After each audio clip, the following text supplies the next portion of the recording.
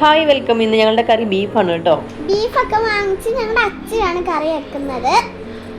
അച്ഛന്ന് സവോള പൊളിക്കുക കേട്ടോ. അതിൻ്റെ ഇടയ്ക്ക് ഞാനും ചെന്ന് വെളുത്തുള്ളി പൊളിക്കാൻ ഹെൽപ്പ് ചെയ്തു. അച്ഛൻ പിന്നെ എന്നെ ഒന്നും ചെയ്യിക്കത്തില്ല. അച്ഛനത് അമ്മയും അതെ. അപ്പം ഞാൻ ചെന്ന് വെളുത്തുള്ളിയൊക്കെ പൊളിച്ച് നിന്ന് അപ്പം കൂടെ എൻ്റെ അടുത്ത് നിൽപ്പുണ്ട് കേട്ടോ. അപ്പൊ അച്ഛൻ സവോളയും മുളകും ഇഞ്ചിയൊക്കെ അരിഞ്ഞു വെച്ചിട്ടുണ്ട് കേട്ടോ.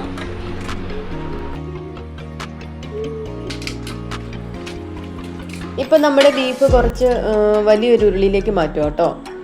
അതിനുശേഷം കുറച്ച് മഞ്ഞൾപ്പൊടിയും മുളക് പൊടിയും മല്ലിപ്പൊടിയും അരിഞ്ഞു വെച്ചിരിക്കുന്ന സവാളയും പച്ചമുളക് പിന്നെ കുറച്ച് തേങ്ങാക്കൊത്ത് എല്ലാം കൂടി അരിഞ്ഞു വെച്ചിരിക്കുന്ന കേട്ടോ.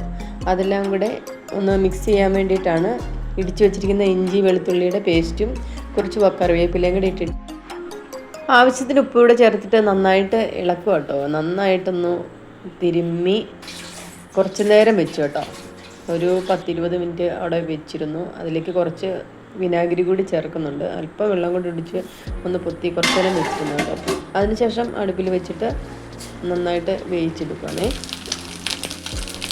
പിന്നെ ഒരു ചെറിയ ചീനച്ചട്ടിയിലേക്ക് നമ്മുടെ കടുക് എല്ലാം കൂടെ വറുത്തിട്ട് സവാളയും കുറച്ച് തേങ്ങാക്കുത്തും എല്ലാം കൂടെ കൂടി ഒന്നുകൂടെ നന്നായിട്ട് വഴറ്റുക കേട്ടോ.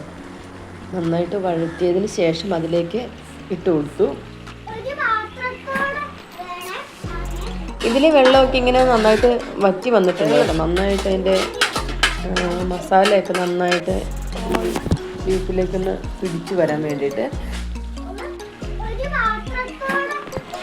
നന്നായിട്ടൊന്ന് ചൂടാക്കി കുറച്ച് വെള്ളം ഒന്ന് തിളപ്പിച്ച് അതിലേക്ക് ഒഴിച്ചു കൊടുക്കുന്നുണ്ട് കേട്ടോ.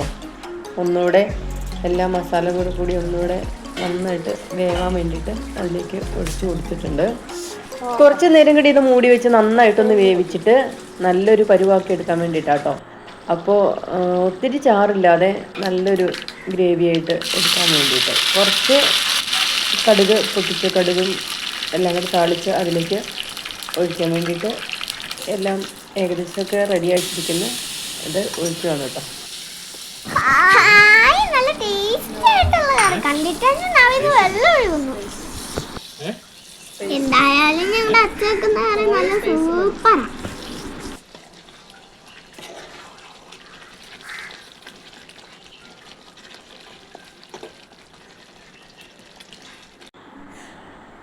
അപ്പോൾ കറിയെല്ലാം വെച്ചിട്ട് വന്നിരിക്കുക കേട്ടോ. ഞങ്ങൾ ഉണ്ണി അപ്പവും കൂടെ വെയിറ്റ് ചെയ്തിരിക്കുകയാണ്.